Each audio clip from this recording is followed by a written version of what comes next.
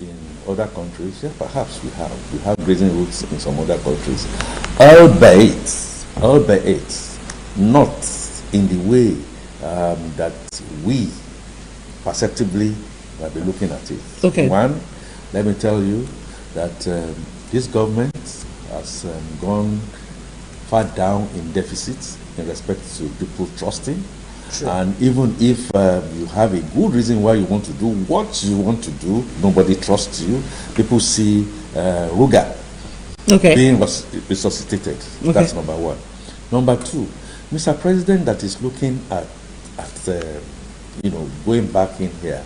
Okay. Is this not otious? In other words, is this not, gone past the 1999 Constitution was amended? Okay. The grazing aspects of giving land in the Land Use Act rests squarely on state governors. And state governors in the South have said, no, we are not going to do anything to do with grazing. What we need to do is to do ranching. Third, Mr. President, who is leading us, according to what I hear, has a ranch. Yes. So if he has a ranch, why is he not encouraging people who are interested in this to go have ranches? Why has he not listened to a fellow Fulani man in Kano State, Ganduje, who said, I have so much land for us to now then have ranches anywhere in the world? You want to have ranches? Mr. Come to my President state. thinking of that agenda that people perceive that a particular ethnic stock, with due regards, I have Fulanis who are lettered and who are educated, we went to school together, they have respect for me, I have respect for many of them. Is it that you now then say you are going to go as far as Futajalon to go bring in people and bring in grazing routes? The grazing routes that you are talking about are now states that have been created. Are you now going to wipe off all those states and the structures in those states? Is the reason why I keep on saying, if you do not put on critical thinking, where the whole world is going artificial intelligence, and this is what we are looking at, is this not integration that is accelerating backwards? We must tell ourselves the truth. We have people with ideas. Unfortunately, those people are not in commanding heights. We have people who should not be in our first 11 at all levels, from local government to state governments to the federal. Unfortunately, these are people that you vote amount of money to a state house clinic. Drugs are not bought. Nobody is brought to book. And at the drop of a hat, we go on medical tourism abroad, go to India. India, at one point in time, please let's go back to history. They were like us. Yes. They merely just said, no, it's not going to happen again. Do we have a situation in Nigeria? We say, no, this is not going to happen again. Rather, it keeps on happening.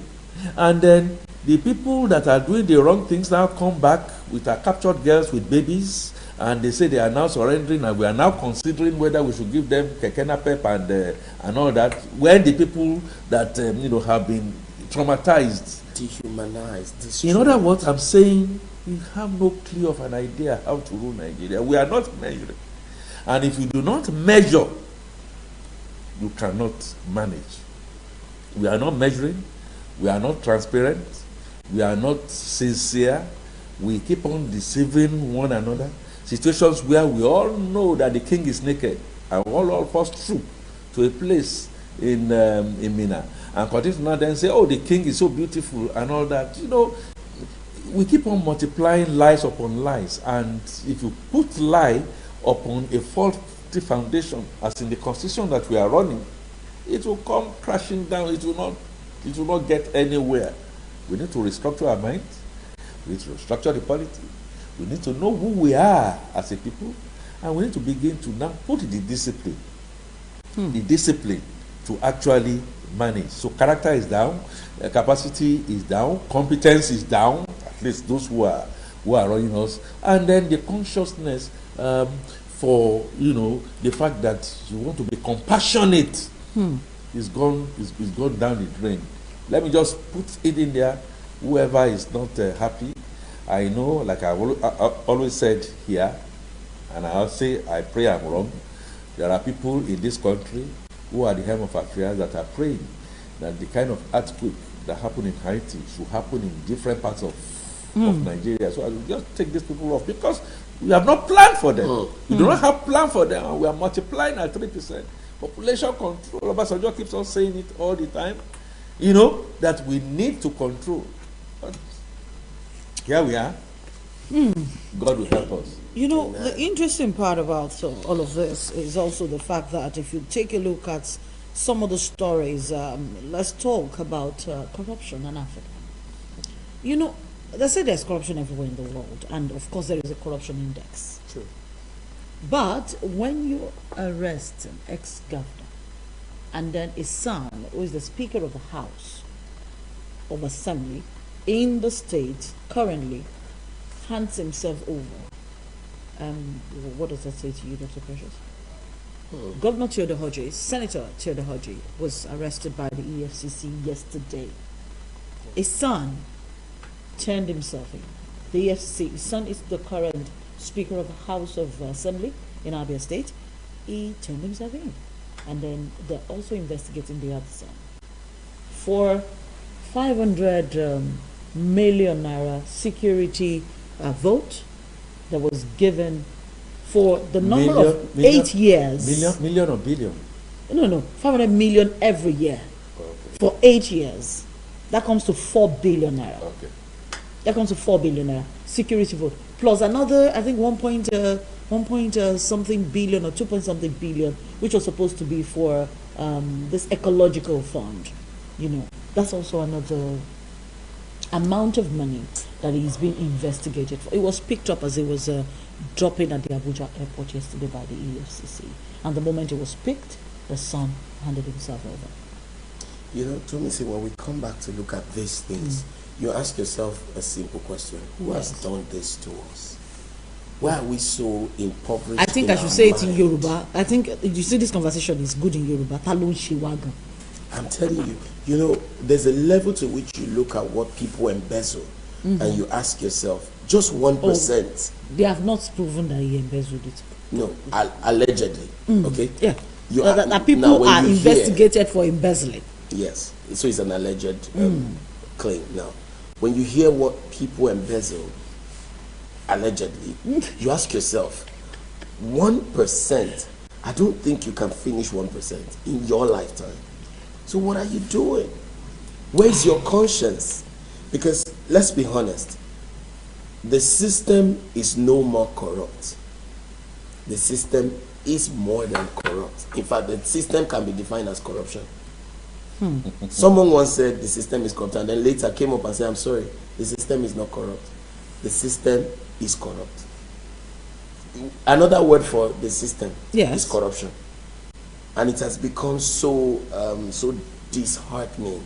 And we need to start getting into a level where we get people who are willing to speak the truth, getting the right people. You know, I asked myself a simple question, Tomisin, which would reiterate what you have just said.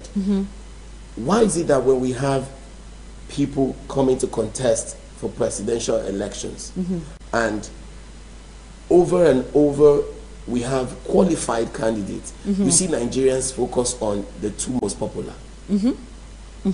We start bringing out the two most popular. We ignore the others. And there are some heavily competent people or persons amongst the other ones that could have helped us to take our country from where it is to where it should be. But we focus on the famous ones. We're looking at the two giant parties, APC or PDP. I think that's another ideology of corruption. We need to alleviate or liberate ourselves from that mental slavery which has impoverished us, because it's a foundational thing. So everyone thinks the quickest way to get out of poverty is by stealing as much as they can when their turn comes. But we need to change it. So that's one level of it, stealing the resources of the state corruptively, and thereby sowing the wind and reaping the whirlwind.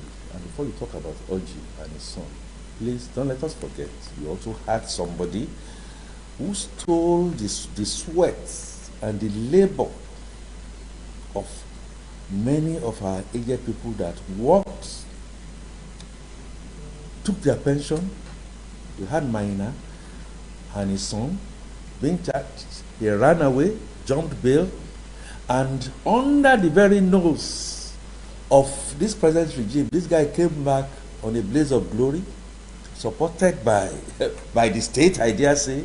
And when people now then shouted, said whatever, and in fact his son made a point that, look, what are you talking about? I'll be able to buy my way in. So Oji and his son, who is also a legislator in the state house, maybe look at that president and say, yeah, we can buy our way out. And in any case, you know, join them if you can join them, and then you'll be given a free. That is the perception that is in the marketplace. In other words, hard work, service is not going to be rewarded, but if you can corner, you can find a way to buy yourself. I remember that Aliyu, the senior cop in the police, that got up and in the National Assembly, it's recorded.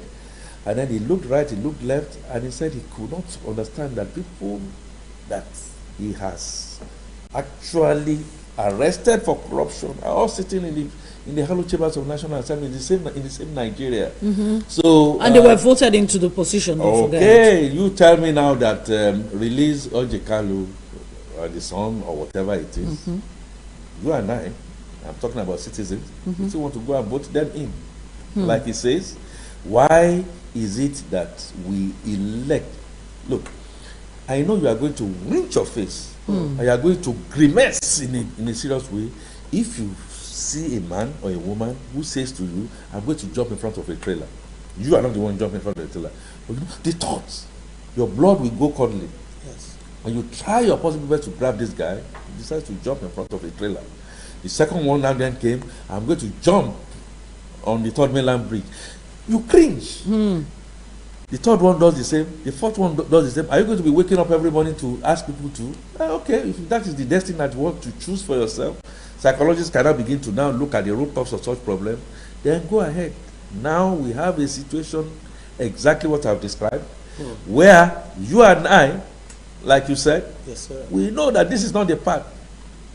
Maybe they slip 500 naira into our hand. Maybe they slip whatever it is to our hand. True. And we go back and go and vote them in. You have taken our benefit already. So for you now to now then be complaining that we don't have good governance, people are not, we don't have the knowledge, depending on people who, without doing anything, you can imagine sleeping on your bed. Some people don't even go to the National Assembly. Millions upon millions come to you, and then you know once those people to now then just. Mr. Fatuke, some people don't even go to these places at all. You know that they don't even go to work. We get to come to work every day. Some senators don't even have pay. How many of them have you seen contribute? And House of Assemblies, House of Representative members, some of them don't even appear. And even when they do, it's just the high and the you cannot contribute if you don't have something. What do you want to give now? Yes. Which comes to if you don't have something, you can't contribute as long as your money, your pocket is being lined. It's most unfortunate. It's most gory, and I dare say, it's a clear sign of a bankrupt and a failed state. Mr. Fatuke, thank God for elders. One year Makiwa Loja Kori of Motutun, that's the way Yorubas would put it.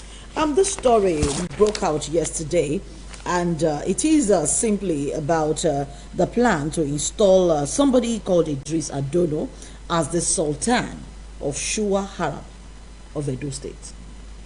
And this is meant to be done on my birthday, tomorrow, Saturday. The state government endorsed, in a statement endorsed by the secretary today, state government, Osarodion Oge, condemned the planned coronation of Adano, describing the purported move as sacrilegious and a threat to peace and security in the state. The government has been inundated with complaints from indigents and residents of the state over the purported move to endorse to coronate someone as a sultan within Edo State, which is to say that whether or not this event is held at the said location or any other, it will constitute a direct assault on traditions, customs, and culture of Edo people by individuals who clearly have sinister motives and are trying to abuse the well-known Edo hospitality by their acts of sacrilege. what makes this different from the many OB and Eze that we have across Lagos? I mean, it's only in Lagos that we have. What is it now? You people want me to break the table? Impunity reigns It's supreme. your state now. I don't understand it. What is wrong with you? Why are you laughing? Impunity reigns supreme. And an armed robber that comes to your house. Okay. Yesterday. Very soon we'll have Oni in Kano. And he got away with it. Comes the next day, comes third day, goes away with it. Comes the fourth day, caught, and then with Awuru get released. You are not then saying to me that armed robber needs to come at night. He will come during the daytime and say, please stand up. I want to sit. I am the bona fide owner of this house. What are you going to do? You are going to now say, no, you cannot do it, and stuff like that. It brings a gun. My grandmother told me a story when I was much younger. I used to see her sing that in Ibadan. That yes. There was, I won't call it an emir, but the king of the Hausa area. The Seriki. Seriki, and then it was called Awulu. Maybe I mentioned this before. And everybody now trooped out and they started singing. Wọ́n fa Awulu jọba, Gàmbàrí onílà mẹ́fà. And it was my point is that this is not happening for the first time. If you have a society that has lost all values of being able to think straight, this is what I've been talking about, Ruga. What I've been talking about Fulani Scotch Art policy, saying that at all points in time they must come and occupy your land, drive you away. These are some of those agenda. Now, problem now is under the Akenzua thing. I find this a bit challenging and difficult that it can happen in Edo State. I also find it very challenging, like you rightly said. It's easy for me to sit here and be pointing one finger at Edo State. I mean, Yoruba land. I just sang about Awulu. Then things were okay. They had, their roles. They had their responsibilities. By the time you now begin to now then create the fact that what Danfodio said when he gave those flags to those people is take this jihad, plant it, and begin to have sovereignty. I mean, Aule and Afonja, we know the story in Oyo stroke Ilorin and how Ilorin eventually got captured. Have we moved a pace in the right direction? Now I see situations where if this is usually these things don't happen. These things happen because of body language somewhere, and that body language now tells you that if you go ahead, you're going to have a lot of bloodshed. I am not sure. Let's watch and see. I'm not sure. The Edo culture and kingdom that I think I know will allow this to fester. And if it festers, be sure that more lives are going to be lost, more distrust will go on. And I don't know, I told you that people are looking for earthquakes. I'm just wondering. This is one of those quakes that will come that they just want to just say, just without these people. It's most unfortunate, I dare say. And even for you in Edo State, even for me in wherever we are, you that is coming. You know what? Sometimes when an armed robber wants to invade your house, he might look at you and say, "You, let's go and bring your pot. I'm not going to harm you." But situations where they know it's going to be harmful, and they still go ahead and create the harm, tells me that there is a sinister agenda, not just to make all of us unhappy, but at least to break Nigeria into smithereens. True. And God will not allow that to happen. But we must all stand up to it. Amongst the stories that we have on the front page of the papers today, of course, another thing that is peculiar to Africa as a continent is this issue of when one of our own does something across the world, we all come together to support and protect the person. But we went to court to stop the United States from extraditing Abba Kyari. And the court has rejected the application to stop his arrests and his extradition. Yet, we are running after Igbo. Nnamdi Kanu. We are not running after Nnamdi Kanu. But when, I don't get it. Mr. Fosaka, there's a Yoruba proverb that says something about Koma Gbese Ikulie. Like you'd rather go and put it at the back of your neighbor's house rather than putting it in your own backyard. Do not put odium that you know is an odium and you put it at your back and you start to do this. Rather, go put it in someone else's backyard.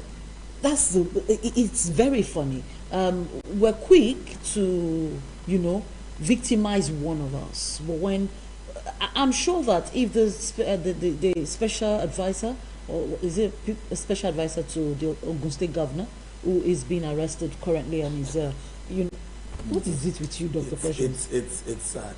But I'm sure that if he were to be extradited, I'm sure that we would have done the exact same thing. Very true. But this is a member of the police force. I mean, shouldn't Nigeria be jumping up and saying, you know what? Try him. Let's see if he's guilty.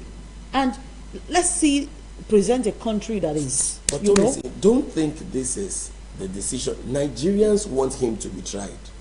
But these are just some selected few who think they have the capacity. But those who must come to equity must come with clean hands. Yes. Isn't that supposed to be, especially when the president is saying he doesn't want to leave 2023 a failure? We are in Lagos, and if there is a strategy or a vision, that we want to get to Ibadan, it's easy to get on the expressway. Yes, and just drive. And just go towards north of Lagos. Is that not going to be? Yes. Of course, you could meet so many dangers along the way. Just back from a professional institute's assignment in Osogbo, I know what a lot of people face on that way. But somehow, you on the compass you are facing the right direction. But I'm going to have a challenge. If we all agree that you are going to go to Ibadan, face Ibadan, and I see you facing the Atlantic Ocean, I have a challenge. Of course, you cannot prove to me that when you get to the Atlantic Ocean, you got to get a ship. There is a jetty or ship that's going to launch you. First of all, take you to London, and from London, they will now take you to Kanu, and then from Kanu, and then come to Ibadan. You understand what I mean? Only God knows when you will finally arrive. You get to your destination. My point. Nigeria has decided on its own to play the Russian roulette. Put a gun to your head, believing that in all just one bullet will kill you. You know this thing about I have about 8 chances. It will not be the bullet chamber. But have you wondered that if you take such a risk and you decide to put that bullet, it is that chamber that actually has a bullet that the chances you think will never happen will, and then you end up taking your life. We are in a kind of nice situation whereby we all know a lot of these things that are happening. We know where it's going to land us, and like you said, because of limited thinking and horizon of people, they always forget that the will of justice is true. It grinds slowly. True. Wordsworth said it. It grinds slowly. It eventually grinds well. It may not even be you. You may be alive, seeing your children